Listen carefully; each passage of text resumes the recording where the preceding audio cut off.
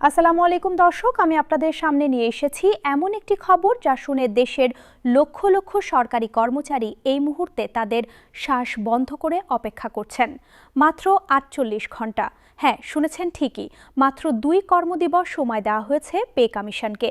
এই সময়ের মধ্যে নবম জাতীয় বেতন স্কেলের চূড়ান্ত প্রতিবেদন জমা না দিলে সরাসরি আদালত অবমাননার মামলার মুখোমুখি হতে হবে কমিশনের কর্মকর্তাদের।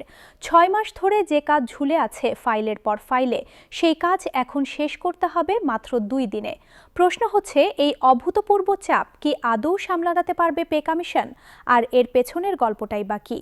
চলুন প্রথমে বুঝে নেওয়া যাক নবম বেতন স্কেল আসলে কি এবং কেন এটি এত গুরুত্বপূর্ণ।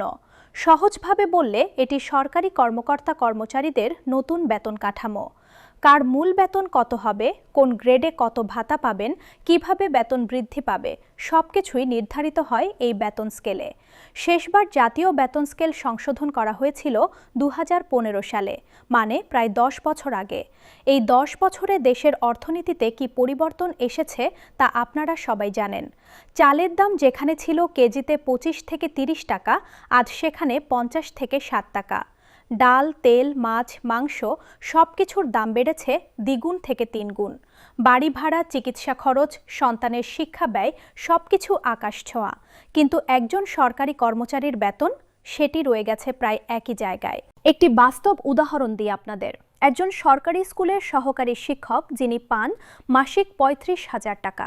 শুনতে হয়তো মনে হতে পারে যথেষ্ট, কিন্তু ঢাকা শহরে যদি তিনি থাকেন তাহলে শুধু ২ রুমের একটি ফ্ল্যাটের ভাড়াই চলে যায় ১৫ থেকে ১৮,০০০ টাকা। ৪ সদস্যের পরিবারের মাসিক বাজার খরচ কমপক্ষে ১৫,০০০।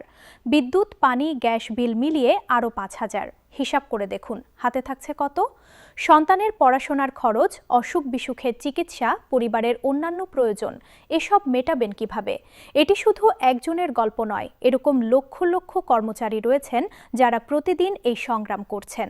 তাহলে প্রশ্ন আসে, নবম বেতন স্কেল নিয়ে কাজ হচ্ছিল না কেন? আমরা যতদূর জানতে পেরেছি, পে কমিশন গত বছর থেকেই কাজ শুরু করেছিল। বিভিন্ন মন্ত্রণালয়ের সাথে বৈঠক হয়েছে, কর্মচারী প্রতিনিধিদের সাথে আলোচনা হয়েছে, খসড়া প্রতিবেদনও তৈরি হয়েছে বলে শোনা যাচ্ছে। কিন্তু চূড়ান্ত অনুমোদনের পর্যায়ে এসে কাজ আটকে গেছে। কেউ বলছেন দেশের অর্থনৈতিক সংকটের কারণে সরকার এই বিশাল আর্থিক দায় নিতে দ্বিধাগ্রস্ত। কেউ বলছেন রাজনৈতিক পরিস্থিতি স্থিতিশীল না থাকায় এমন বড় সিদ্ধান্ত নিতে সরকার সময় নিচ্ছে। আবার কেউ কেউ মনে করেন এটি নিছক আমলাতান্ত্রিক জটিলতা এবং সিদ্ধান্তহীনতা। কিন্তু আসল কারণ যাই হোক না কেন, ভুক্তভোগী হচ্ছেন সেই সরকারি কর্মচারীরা যারা প্রতিদিন নিষ্ঠার সাথে দেশের সেবা করে যাচ্ছেন। এই অবস্থায় কর্মচারীদের ধৈর্যের বাঁধ ভাঙতে শুরু করেছিল। বিভিন্ন সরকারি কর্মচারী সংগঠন আন্দোলনের হুমকি দিয়েছে, কেউ কেউ রাজপথে নামার প্রস্তুতিও নিচ্ছিলেন। ঠিক এমন একটি উত্তেজনাপূর্ণ পরিস্থিতিতেই এসেছে আদালতের এই নির্দেশ। উচ্চ আদালত সরাসরি নির্দেশ দিয়েছেন যে আগামী ২ কর্মদিবসের মধ্যে নবম বেতন স্কেলের চূড়ান্ত প্রতিবেদন জমা দিতে হবে। আর এই নির্দেশ মানতে ব্যর্থ হলে পে কমিশনের দায়িত্বশীল কর্মকর্তাদের বিরুদ্ধে আদালত অবমাননার কার্যক্রম শুরু হবে। আদালত অবমাননা কিন্তু কোনো হালকা বিষয় নয়, এর শাস্তি হতে পারে কারাদণ্ড পর্যন্ত। সুতরাং পে কমিশনের জন্য এটি একটি চূড়ান্ত সতর্কবার্তা। এখন স্বাভাবিকভাবেই প্রশ্ন আসে, মাত্র ২ দিনে কি এত বড় একটি প্রতিবেদন চূড়ান্ত করা সম্ভব? দেখুন, যদি একদম শূন্য থেকে শুরু করতে হতো তাহলে অবশ্যই সম্ভব ছিল না। কিন্তু আমরা জানি যে খসড়া প্রতিবেদন ইতিমধ্যে তৈরি আছে। বিভিন্ন মন্ত্রণালয় এবং বিভাগের সাথে আলোচনা হয়েছে, হিসাব নিকাশ করা হয়েছে। এখন শুধু চূড়ান্ত সিদ্ধান্ত নিয়ে প্রতিবেদনটি জমা দেওয়ার বিষয়। সুতরাং আমার মনে হয় যদি পে কমিশন সত্যিই চায় এবং রাত দিন কাজ করে, তাহলে এই সময়সীমার মধ্যে প্রতিবেদন জমা দেওয়া সম্ভব। আর বাস্তবতা হলো তাদের কাছে অসম্ভব বলার কোনো সুযোগ নেই। আদালতের নির্দেশ মানতেই হবে। এবার আসুন জানার চেষ্টা করি নতুন বেতন স্কেলে আসলে কি থাকতে পারে এবং কর্মচারীরা কি প্রত্যাশা করছেন। প্রথমত, তারা চান ন্যূনতম মূল বেতন অন্তত ৩০,০০০ টাকা হোক। বর্তমানে যা রয়েছে তা একেবারেই অপর্যাপ্ত। জীবনযাত্রার ক্রমবর্ধমান ব্যয় বিবেচনায় এই পরিমাণ মোটেই অযৌক্তিক নয়। দ্বিতীয়ত, তারা চান সব গ্রেডে সমানুপাতিক হারে বেতন বৃদ্ধি হোক। শুধুমাত্র উচ্চ পদস্থদের বেতন বাড়লে হবে না, নিম্ন ও মধ্যম পর্যায়ের কর্মচারীদেরও বেতন উল্লেখযোগ্যভাবে বাড়াতে হবে, কারণ মূল্যস্ফীতির চাপ তো তাদের ওপরেই সবচেয়ে বেশি। তৃতীয়ত, শুধু মূল বেতন নয়, বিভিন্ন ভাতাও বাড়ানো প্রয়োজন। বাড়ি ভাড়া ভাতা, চিকিৎসা ভাতা, যাতায়াত ভাতা সবকিছুই বাস্তবসম্মত পর্যায়ে নিয়ে আসতে হবে। এছাড়াও অবসরের পর পেনশন ও অন্যান্য সুবিধার বিষয়টিও গুরুত্বের সাথে বিবেচনা করতে হবে। এখন অনেকেই প্রশ্ন করতে পারেন, সরকার কি আদৌ এত বিশাল অঙ্কের টাকা বহন করতে পারবে? বিশেষজ্ঞদের হিসাব অনুযায়ী নবম বেতন স্কেল বাস্তবায়ন করতে বছরে সরকারের অতিরিক্ত ব্যয় হবে প্রায় ৩৫ থেকে ৪০ হাজার কোটি টাকা। প্রথম দেখায় এটি একটি বিশাল অঙ্ক মনে হতে পারে, কিন্তু অর্থনীতিবিদরা বলছেন এটিকে ব্যয় হিসেবে না দেখে বিনিয়োগ হিসেবে দেখা উচিত। কেন? কারণ এই টাকা সরাসরি কর্মচারীদের হাতে যাবে। তারা সেই টাকা বাজারে খরচ করবেন, পণ্য ও সেবা কিনবেন। ফলে ব্যবসা বাণিজ্যে প্রাণচাঞ্চল্য ফিরবে, চাহিদা বাড়বে, উৎপাদন বাড়বে, কর্মসংস্থান সৃষ্টি হবে। এভাবে অর্থনীতির চাকা ঘুরবে এবং সরকারের কর রাজস্ব বৃদ্ধি পাবে। সুতরাং এটি একটি ইতিবাচক চক্র, যেখানে কর্মচারী এবং রাষ্ট্র উভয়ই উপকৃত হবে। আরেকটি গুরুত্বপূর্ণ বিষয় মনে রাখতে হবে, সরকারি কর্মচারীরা যদি আর্থিকভাবে সন্তুষ্ট থাকেন তাহলে তাদের কাজের মান এবং সেবার মান স্বাভাবিকভাবে উন্নত হয়। একজন খুশি কর্মচারী একজন অসন্তুষ্ট কর্মচারীর চেয়ে অনেক বেশি দক্ষতা ও আন্তরিকতার সাথে কাজ করেন, আর এর সুফল পায় সাধারণ জনগণ। হাসপাতালে, স্কুলে, সরকারি অফিসে সর্বত্র সেবার মান উন্নত হয়।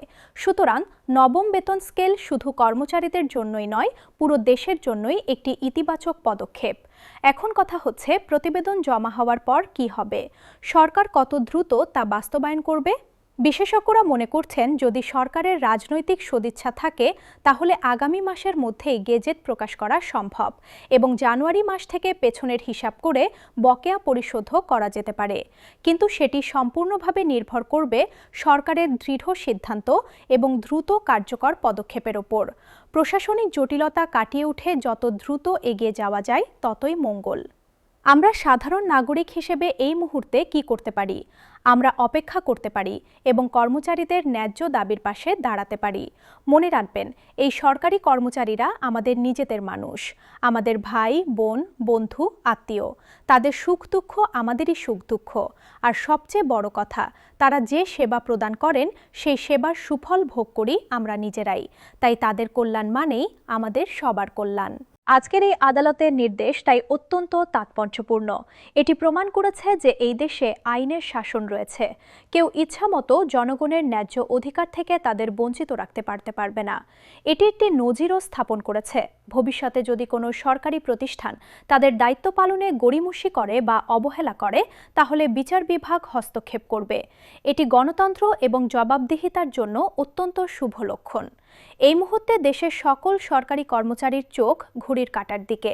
কখন এই ৪৮ ঘন্টা শেষ হবে? কখন প্রতিবেদন জমা পড়বে? সেই প্রতিবেদনে কি থাকবে? তাদের প্রত্যাশা পূরণ হবে কিনা? পে কমিশনের অফিসে নিশ্চয়ই এখন তুমুল ব্যস্ততা চলছে। চেয়ারম্যান থেকে শুরু করে প্রতিটি সদস্য হয়তো রাত দিন এক করে কাজ করছেন। প্রতিটি সংখ্যা, প্রতিটি গণনা, প্রতিটি সিদ্ধান্ত বারবার যাচাই করছেন, কারণ তারাও জানেন এই প্রতিবেদনের ওপর নির্ভর করছে দেশের লক্ষ লক্ষ মানুষের ভবিষ্যৎ, লক্ষ লক্ষ পরিবারের স্বপ্ন। অন্যদিকে কর্মচারীরা হয়তো আজ রাতে ঘুমাতে পারবেন না। স্বপ্ন দেখবেন নতুন বেতন কাঠামোর, মনে মনে হিসাব করবেন কত টাকা বাড়বে, সেই টাকা দিয়ে কি কিনবেন, সন্তানের জন্য কি করবেন, পরিবারের কোনো প্রয়োজনটা মেটাবেন। এই স্বপ্ন দেখার অধিকার তাদের আছে। দীর্ঘদিন অপেক্ষা করেছেন তারা। হয়তো এখন সময় এসেছে সেই স্বপ্ন পূরণের। তবে আমি বলবো, এখনো সম্পূর্ণভাবে আশাবাদী হওয়ার সময় আসেনি। প্রতিবেদন জমা পড়া পর্যন্ত অপেক্ষা করতে হবে। তারপর দেখতে হবে সেখানে কি আছে, কর্মচারীদের প্রত্যাশা কতটা পূরণ হচ্ছে। তবে আদালতের এই দৃঢ় পদক্ষেপ একটি অত্যন্ত ইতিবাচক সংকেত দিয়েছে। এখন আর কারো পক্ষে দেরি করার সুযোগ নেই। পে কমিশন বাধ্য হয়েছে দ্রুত কাজ সম্পন্ন করতে, আর সরকারও বুঝে গেছে যে এই বিষয়টি আর ঝুলিয়ে রাখা যাবে না। দর্শক, আমরা ইতিহাসের একটি গুরুত্বপূর্ণ মুহূর্তের সাক্ষী হচ্ছি, যেখানে বিচার বিভাগ এগিয়ে এসে জনগণের ন্যায্য অধিকার রক্ষায় ভূমিকা রাখছে, যেখানে লক্ষ লক্ষ কর্মচারীর দীর্ঘদিনের প্রতীক্ষার অবসান ঘটতে চলেছে। আগামী এই 2 দিন অত্যন্ত গুরুত্বপূর্ণ। এই সময়ের মধ্যে যে সিদ্ধান্ত আসবে তা প্রভাব ফেলবে আগামী বহু বছর। আমরা থাকব আপনাদের পাশে প্রতিটি মুহূর্তে। যত তথ্য আসবে, যত আপডেট পাওয়া যাবে, সবকিছু জানাবো আপনাদের। কারণ এই খবর শুধু একটি খবর নয়, এটি লক্ষ লক্ষ মানুষের আশার আলো। আমাদের সাথেই থাকুন। আসসালামু আলাইকুম। সালামু আলাইকুম।